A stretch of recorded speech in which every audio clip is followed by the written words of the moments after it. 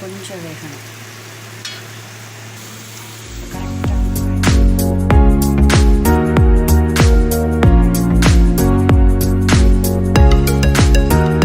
மசாலாவுக்கு செய்ய தேவைய மெயின் இன்க்ரீடியண்ட்டு ஒரு 1/4 கிலோ பீன்ஸ், 2 கொத்து கருவேப்பிலை, ஒரு மீடியம் சைஸ் வெங்காயம், ஒரு மீடியம் சைஸ் தக்காளி.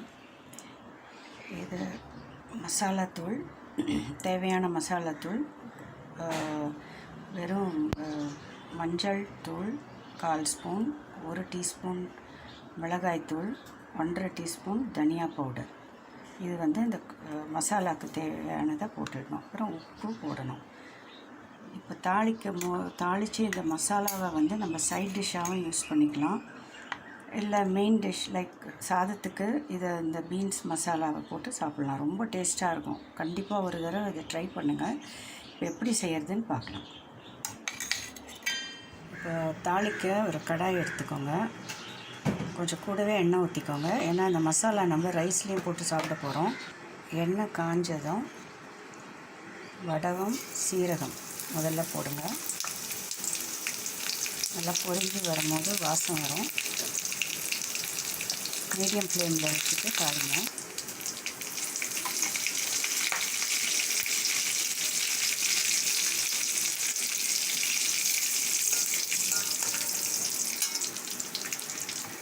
அடுத்து நாம் நீளமாக கட் பண்ணி வச்சுருக்க வெங்காயம்,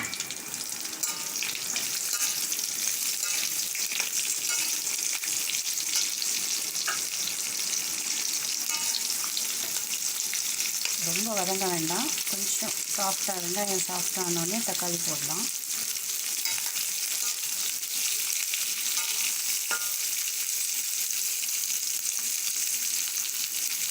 வெங்காயம் சாஃப்டான உடனே நம்ம கட் பண்ணி வச்சுருக்கிற தக்காளி,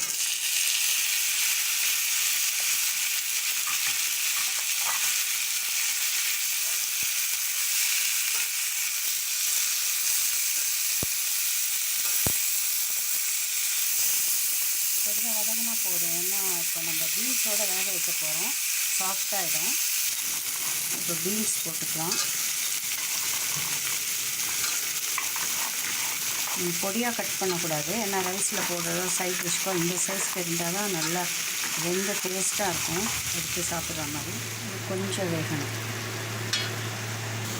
இப்போ கரெக்டாக குக் ஆகிருக்குங்க. ரொம்ப ட்ரை பண்ண வேணாம். ஏன்னா இப்போ நம்ம ரைஸில் போட்டு சாப்பிட்றதுக்கு எடுத்து வச்சா சப்பாத்திக்கோ ரைஸ் சைட் டிஷ்க்கு எடுத்துக்கலாம். ரைஸில் கூட போட்டு சாப்பிடலாம். அதனால் கொஞ்சம் இந்த மாதிரி மசாலாவோட கொஞ்சம் தண்ணி எடுத்துக்கணும். பரவாயில்ல. இது ஒரு தடவை கண்டிப்பாக ட்ரை பண்ணி